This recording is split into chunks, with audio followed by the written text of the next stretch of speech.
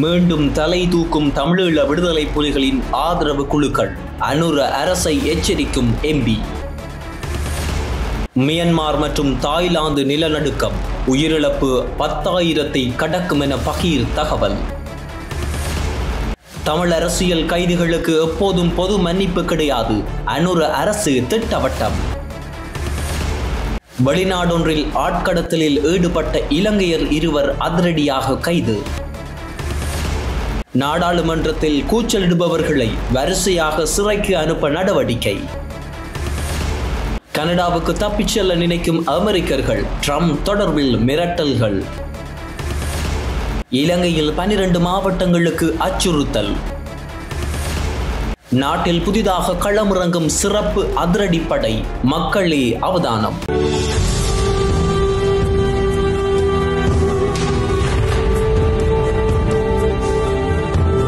தமிழீழ விடுதலை புலிகளுக்கு ஆதரவான குழுக்கள் தற்போது மீண்டும் தலை தூக்க ஆரம்பித்துள்ளதாக நாடாளுமன்ற உறுப்பினர் அஜித் பி பெரேரா எச்சரித்துள்ளார்.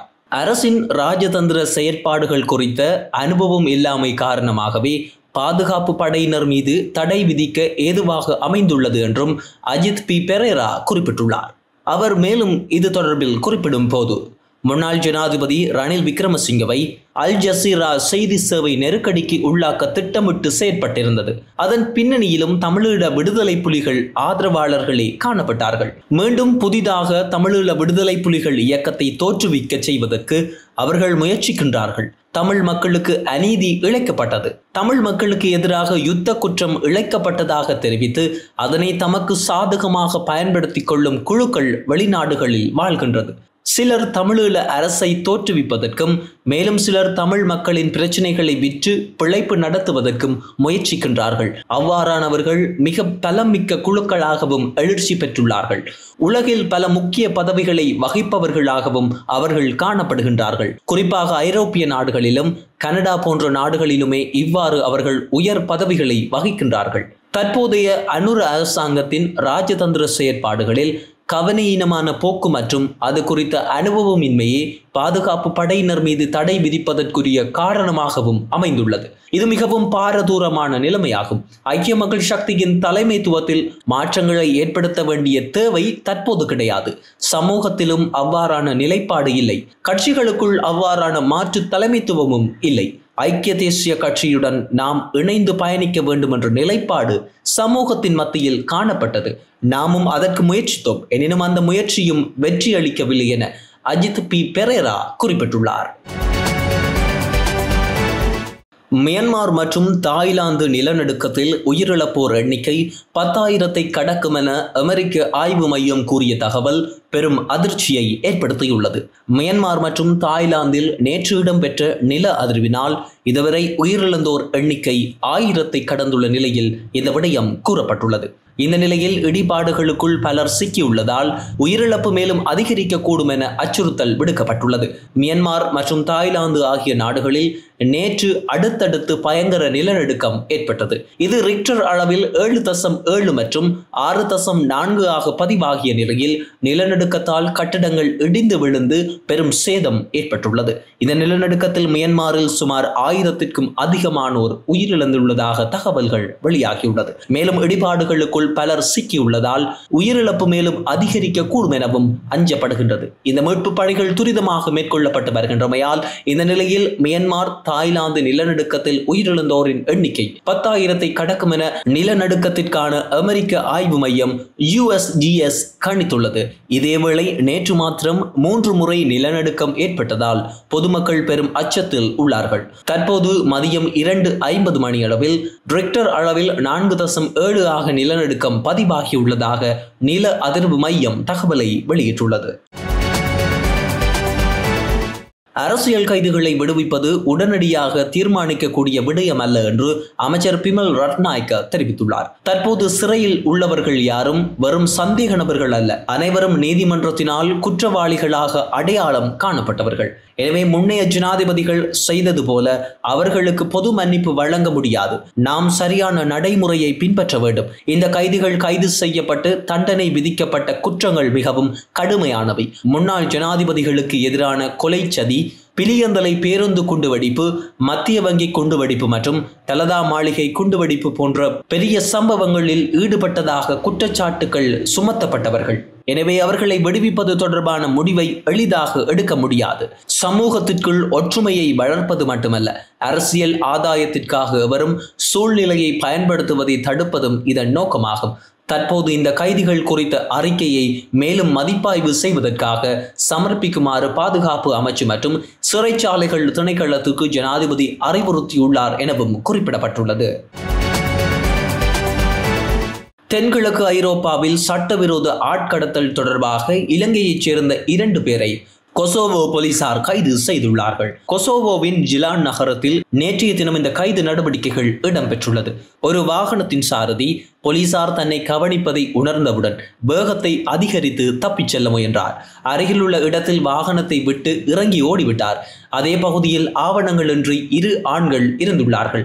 அவர்களிடம் மேற்கொண்ட விசாரணையின் போது அவர்கள் இலங்கையைச் சேர்ந்தவர்கள் என்றும் அந்த வாகனத்தின் மூலம் கொசோவாவில் நுழைந்ததாகவும் தெரிய வந்துள்ளது என போலீசார் தெரிவித்துள்ளார்கள். விசாரணையின் போது குறித்த வாகனம் சேர்பியாவைச் சேர்ந்த ஒருவருக்கு சொந்தமானது எனவும் தெரிய வந்துள்ளது. இதேவேளை கைது செய்யப்பட்ட இலங்கையர்கள் நீதிமன்றத்தில் முன்னிலைப்படுத்தப்பட்ட போது 2 வாரங்கள் கொசோவாவில் தங்க அனுமதி வழங்கப்பட்டு விடுவிக்கப்பட்டுள்ளனர். மேலும் ஆட்கடத்தல் விவகாரம் தொடர்பான மேலதிக விசாரணைகள் முன்னெடுக்கப்பட்டு வருவதாகவும் தெரிவிக்கப்பட்டுள்ளது. நாடாளுமன்றத்தில் எதிர்க்கட்சி ஆசனங்களில் சத்தமாக கூச்சலிடுபவர்கள் வரிசையாக சிறைச்சாலைக்கு செல்வார்கள் என்று தேசிய மக்கள் சக்தியின் நாடாளுமன்ற உறுப்பினர் தினிந்து சம்மன் ஹென்னாயக்க தெரிவித்துள்ளார்.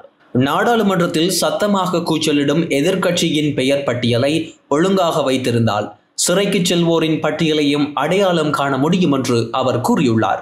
ரகசிய போலீசார் தங்கள் வீடுகளுக்கு வந்திருப்பதையும் அவர்கள் விசாரிக்கப்படுவதையும் அறிந்ததால் அவர்கள் சத்தமாக கத்துகின்றார்கள் என்று அவர் குறிப்பிட்டுள்ளார். நாடாளுமன்றத்தில் கூச்சலிடும் வரிசைக்கமைவாக அவர்கள் சிறை செல்வார்கள் என தான் உத்தரவாதம் அளிப்பதாகவும் அவர் மேலும் தெரிவித்துள்ளார். கனடாவை அமெரிக்காவுடன் இணைக்கப் போவதாக அமெரிக்க ஜனாதிபதி டொனால்ட் ட்ரம்ப் அறிவித்துள்ள நிலையில் அவர் நாட்டு மக்களில் சிலர் தாங்கள் கனேடிய குடியுரிமை பெற விரும்புவதாக தெரிவித்துள்ளார்கள். ட்ரம்ப் அமெரிக்க ஜனாதிபதியானதில் இருந்தே சில நாடுகளுடன் வர்த்தக போரில் ஈடுபட்டுள்ளார். அத்துடன் கனடாவை அமெரிக்காவுடன் இணைக்கப் போவதாக மிரட்டிக் கொண்டே இருக்கின்றார். இந்த நிலையில் அவர் கனடாவை அமெரிக்காவுடன் இணைக்கப் போவதாக மிரட்டிக் கொண்டிருக்கும் நிலையில் அவர் நாட்டு மக்களில் சிலர் தாங்கள் கனேடிய குடியுரிமை பெற விரும்புவதாக தெரிவித்துள்ளார்கள். அண்மைய ஆய்வொன்றில் அமெரிக்கர்கள் கனடாவுக்கு சென்று கனேடிய குடியுரிமை பெற விரும்புவது தெரிய வந்துள்ளது. அமெரிக்காவில் உள்ள 5இல் ஒருவர் தாங்கள் கனேடியர்களாக ஆக விருப்பம் தெரிவித்துள்ளதாக குறித்த ஆய்வு கூறுகின்றது. இந்த ஆய்வுகளில் பங்கேற்ற அமெரிக்கர்களில் 20% தங்கள் மாகாணத்தை கனடாவுடன் இணைக்க விருப்பம் தெரிவித்துள்ளார்கள். அது மாத்திரமன்றி வெறும் 9% அமெரிக்கர்கள் தாங்கள் கனடாவில் வசிப்பதற்கு இணக்கம் தெரிவித்துள்ளமையும் குறிப்பிடத்தக்கது. வடக்கு, வடமத்திய மற்றும் வடமேல் மாகாணங்களிலும் அத்துடன் திருகோணமலை, மட்டக்களப்பு, கொழும்பு மற்றும் கம்பஹா மாவட்டங்களிலும் இன்று அதிகரித்த வெப்பநிலை காணப்படும் என சிரேஷ்ட வானிலை அதிகாரி தெரிவித்துள்ளார். எனவே இந்த கால பகுதிகளில் சிறு பிள்ளைகளுடன் அதிகளவில் வெளியில் செல்வதையும் வயது முதிர்ந்தவர்கள் அதிகளவில் வெளியில் செல்வதையும் தவிர்த்து கொள்ளுமாறும் கேட்டுக்கொள்ளப்படுகின்றார்கள். அத்துடன் வீடுகளில் இருப்பவர்கள் அதிகளவு நீரை அருந்தி குறித்த அதிகூடிய வெப்பமான சூழ்நிலையில் இருந்து தங்களை பாதுகாத்துக் கொள்ளும்படியாகவும் கேட்டுக்கொள்ளப்படுகின்றார்கள். குறிப்பாக தற்போது இலங்கையில் 12 மாவட்டங்களில் அதிகளவான வெப்பநிலை பதிவாகி வருவதன் காரணமாக அதிகளவானோர் வைத்தியசாலைகளில் அனுமதிக்கப்பட்டுள்ளமையும் சுட்டிக்காட்டத்தக்கது. நாட்டின் சட்டவிரோதமான நடவடிக்கைகளை ஒடுக்குவதற்கும் பாதுகாப்பை மென்மேலும் உயர்த்துவதற்கும் அதனை உறுதி செய்வதற்கும் 500 சிறப்பு அதிரடி படையினர் களமிறங்க போகின்றார்கள் என்று பொதுமக்கள் பாதுகாப்பு அமைச்சர் ஆனந்த விஜயபால தெரிவித்துள்ளார். தெற்கில் சமீபத்தில் நடந்த துப்பாக்கிச் சூட்டு சம்பவங்களை கட்டுப்படுத்த 4 போலீஸ் குழுக்களை நியமித்துள்ளோம். மேலும் அவ்வாறான விடயங்களை தவிர்ப்பதற்காகவே புதிய சிறப்பு அதிரடி படையினர் களமிறங்க போகின்றார்கள். புதிய சிறப்பு படையினர் தங்களது பயிற்சிகளை விரைவில் முடித்துவிட்டு தங்களது பணிகளுக்கு திரும்புவார்கள் எனவும் நாடு முழுவதிலும் உள்ள பல பாகங்களில் சிறப்பு அதிரடி படையினர் கடமையில் ஈடுபடுத்தப்பட உள்ளதாகவும் ஆங்காங்கே நடைபெறுகின்ற சட்டவிரோதமான செயற்பாடுகளை ஒடுக்குவதற்கும் இந்த அரசாங்கம் அடுத்த கட்ட நடவடிக்கையை மேற்கொள்வதற்காக புதிதாக 500 சிறப்பு அதிரடி படையினரை களமிறக்கப் போகின்றமையும் குறிப்பிடத்தக்கது. மீண்டும் தலை தூக்கும் தமிழீழ விடுதலை புலிகளின் ஆதரவு குழுக்கள், அனுர அரசை எச்சரிக்கும் எம்பி. மியன்மார் மற்றும் தாய்லாந்து நிலநடுக்கம், உயிரிழப்பு 10,000-ஐ கடக்கும் என பகீர் தகவல். தமிழ் அரசியல் கைதிகளுக்கு எப்போதும் பொது மன்னிப்பு கிடையாது, அனுர அரசு திட்டவட்டம். வெளிநாடொன்றில் ஆட்கடத்தலில் ஈடுபட்ட இலங்கையர் 2 அதிரடியாக கைது. நாடாளுமன்றத்தில் கூச்சலிடுபவர்களை வரிசையாக சிறைக்கு அனுப்ப நடவடிக்கை. கனடாவுக்கு தப்பிச் செல்ல நினைக்கும் அமெரிக்கர்கள், ட்ரம்ப் தொடர்பில் மிரட்டல்கள். இலங்கையில் 12 மாவட்டங்களுக்கு அச்சுறுத்தல்.